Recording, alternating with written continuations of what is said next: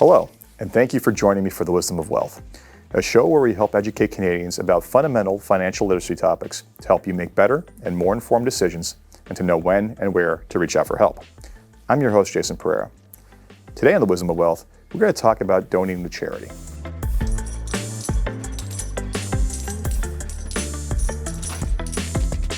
So there are several ways to donate to charity.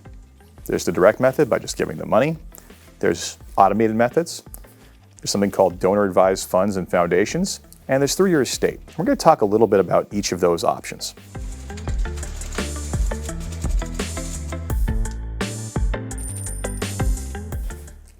The first way to donate is directly, which is just to make a one-time cash payment to the charity. And this is great because it benefits the charity, but also benefits you through tax savings.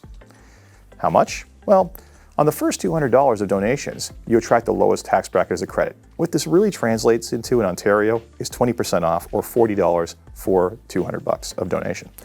After that, it depends on the province you're in, but again, in Ontario, it's about 40%. So basically, for every $100 you donate, you save $40 in tax, which can help your tax bill be reduced, but also help you donate more to charity because the government's actually paying for some of it. Now, you can donate and eliminate up to 75% of your total tax bill every year through donations if you chose to, or 100% on your death. And if you actually are very generous and donate too much and you don't have enough taxes paid to write off against, well, then you can actually carry forward those balances for 5 years.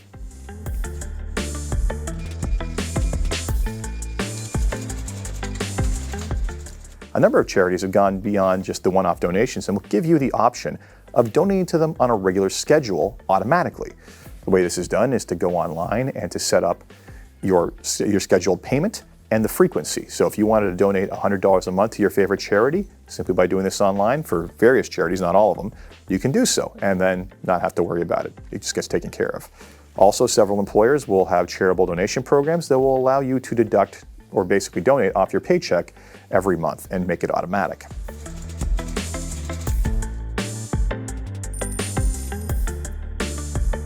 The next way to give is through donor-advised funds and foundations. The way these work is that you just simply make a large or semi-large contribution into an investment account, which will then earn return, and you have to donate 3% of the assets within that account to a charity or charities of your choice throughout the course of the year.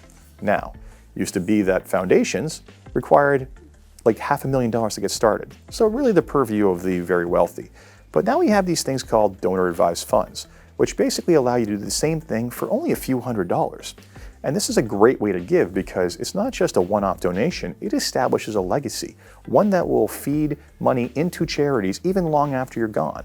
They also serve as wonderful tools for teaching your family about social responsibility because oftentimes families will come together and determine which charities will receive funds from the Donor Advised Fund or Foundation every year.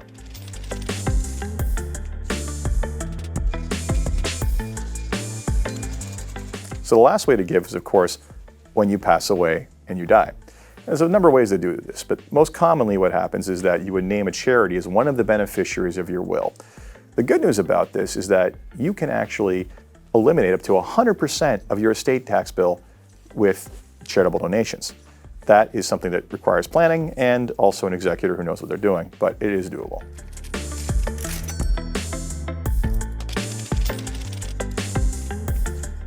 So as for what to give, well, really there's 3 different things. Now, everybody of course thinks of cash because that's the easiest way to give money. In fact, it's literally giving money. However, there's other ways that you can donate, specifically the use of property and insurance. And we're going to talk about both.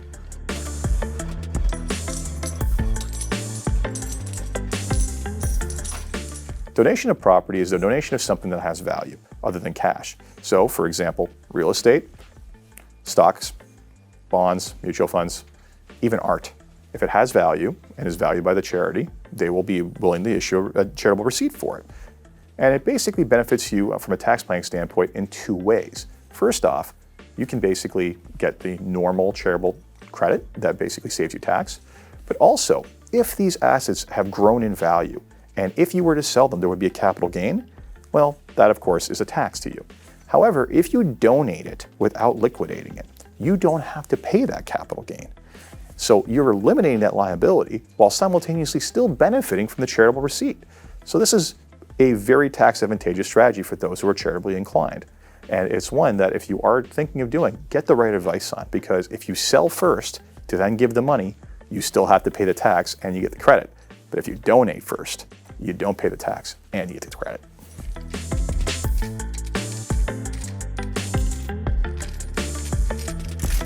The last way to give is one that not a lot of people think about. That's through life insurance. So how does this work? Well, a number of ways. First off, you can simply just name a charity a beneficiary of your life insurance policy. So when you die, they receive money. Now, the benefit of this is that you're multiplying your estate. The amount of money you pay for the insurance policy is less than the death benefits, so you're actually leaving a larger sum behind. The other way you can do it is by simply buying an insurance policy now, donating it to the charity, and paying the premium on an ongoing basis. That way you received tax savings for each individual premium you pay every year. And when you pass away, the charity gets the death benefit. If you have a pre-existing policy that you no longer need, then there's also an opportunity there. Sometimes those policies might be worth a lot of money from a tax standpoint, in which case just donating the policy could result in tax savings. Today, not when you die. And lastly, sometimes people get to retirement and they're doing well. And then they start having these income streams that are lovely, like CPP and OAS, that they don't really need because they're already well off. Well, sometimes we'll tell people to take that money and buy an insurance policy and donate the insurance policy to charity, basically converting that unneeded income stream into a large legacy on behalf of the charity. And there's really no limit to the number of ways we can do this. It's a really creative way to do it, but you need the right advice. So there's lots of ways to donate to charity, and frankly, more than you can count. If you want to take a more structured approach to donations, then there's lots of great planning that can be done in advance. And to help discuss that, I've invited my colleague and friend, Denise Fernandez, Director of Philanthropy for Plan Canada, to the studio today.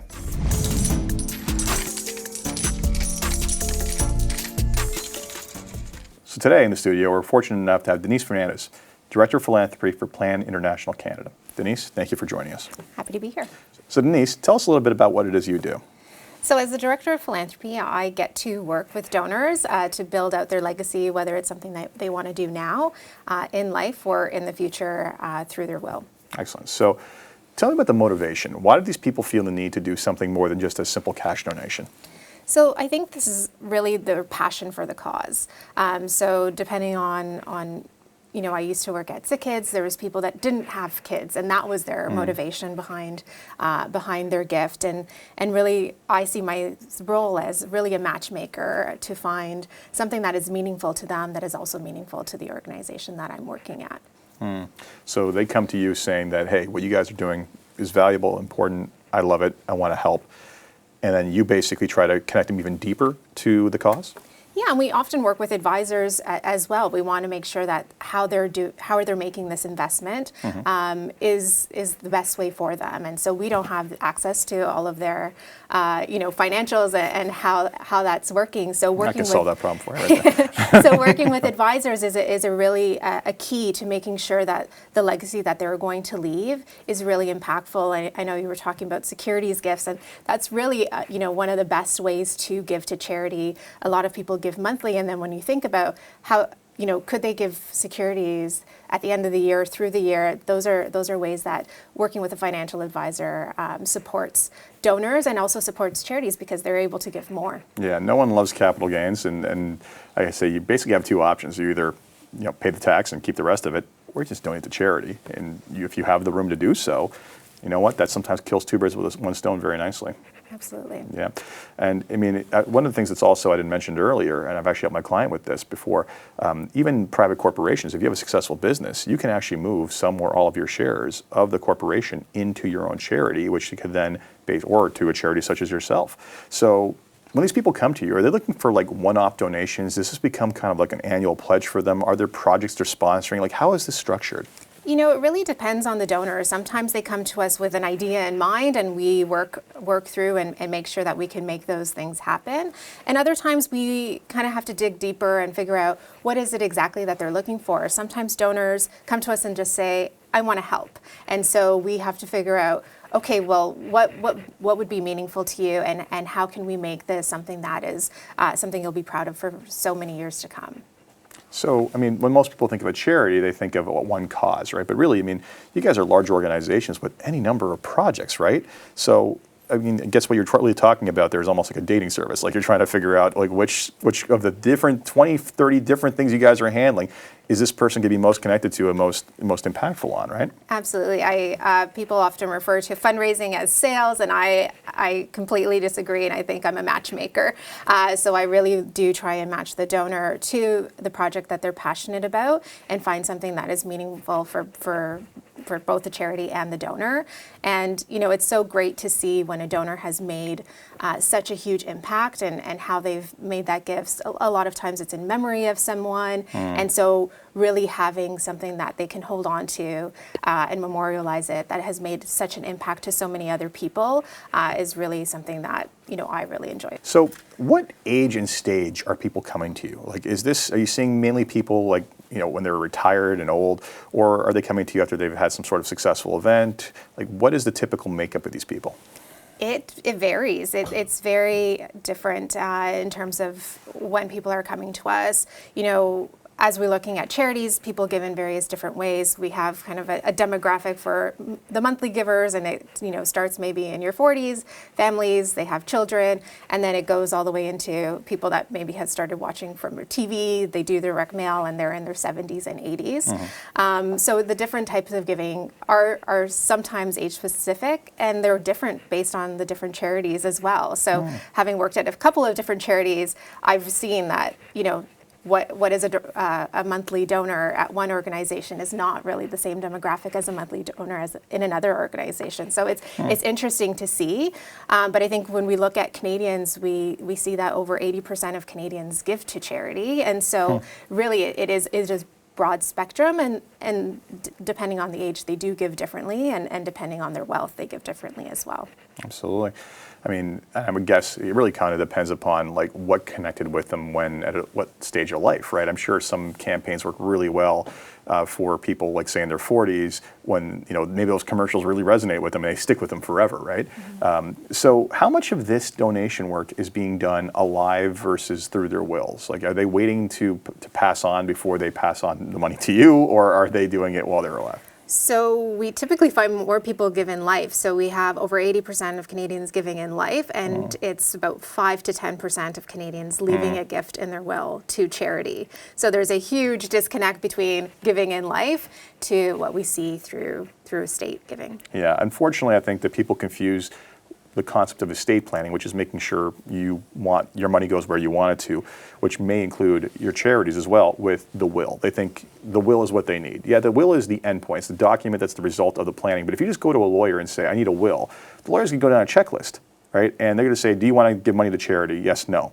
Like, that's not much of a conversation around what it is you want your legacy to be, right? So that's problematic. When you work with a planner and they know what it is that you care about and that matters to you, they can help incorporate that into it. And a friend of mine, who I'm sure you know, Mark Halpern, who's a well-known advisor in the philanthropic space, he says, look, you got 3 people that your money's going to when you die. There's your heirs, there's the government, and there's the charity. And frankly, the heirs are getting something, and unless the charity gets something, the government's getting the rest of it, right? So it's a way of, like I said earlier, you can eliminate 100% of the taxes due on your death through charitable donations. And I think if more people knew about that and how to structure around that, we would see better outcomes in that regard. We definitely need more advisors like you, because I think a lot of people, as they're making those plans, they want to leave something to family, and as they think of, oh, if I leave this to charity, it's less to my family, but it's the same to my family, and it's less to taxes. And so the more we get the word out, I think the more impact people will have in charities, and they'll actually be able to carry forward what they've been doing through life. For 20, 30, 40 years, they've been giving to these charities. And so being able to make an impact, a lot of times I've seen families see the impact that, you know, their loved one has made, and they're so proud and happy that something has been left behind as their legacy, that it is all worthwhile that those gifts were made. Yeah, and I would encourage people to think deeper about the giving that we actually do, because I think a lot of us are inundated with requests to sponsor people's, you know, charitable rides or charitable, you know, initiatives, and we get this at work from coworkers, friends, family, whoever it is. We give 50 here or 100 here, but we're not really connecting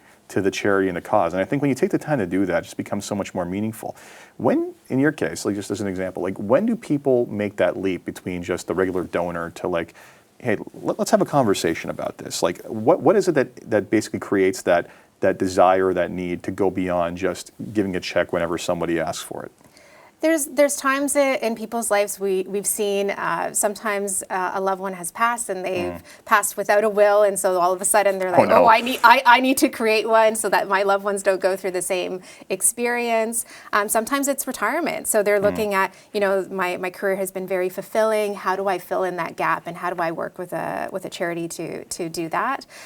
So really people come at all different stages, but they are with something in mind of really being part of something. And we've seen that over the years, that people don't want to just give money, they want to feel like they're part of the cause and part of the charity and part of the solution, and they are. And so it's a privilege for us to be able to make that connection for them as well. Yeah, well, the term giving is to part with something, right? Like, but if you're donating and you're deeply involved, it's, you use the term investment in several cases, right? And I think that really is. I mean, every time we give money to a charity, we're investing in their cause. So, frankly, I'm glad people like you exist out there to help others basically help better plan their legacy. So, Denise, thank you for taking the time to come on. Where can people find you? I'm on LinkedIn, Denise Fernandez. You can find me there. I'm always happy to work with people. I know lots of people in the charitable sector, and I've always made a cause, even working with advisors. If you have someone that you wanted to connect to, I'm happy to make that connection as well. Obviously, I work for a charity and would be happy to help in that sense, but always happy to just help the charitable sector overall to make sure that people are thinking of charity, and that this is something that we can continue forward and have a legacy for everyone. Fantastic. Thank you so much for taking the time. Thank you. And thank you, as always, for taking the time to join us today on The Wisdom of Wealth. I hope you better understand the world of charitable giving and how it can benefit not just the charity, but yourself as well. As always, take care.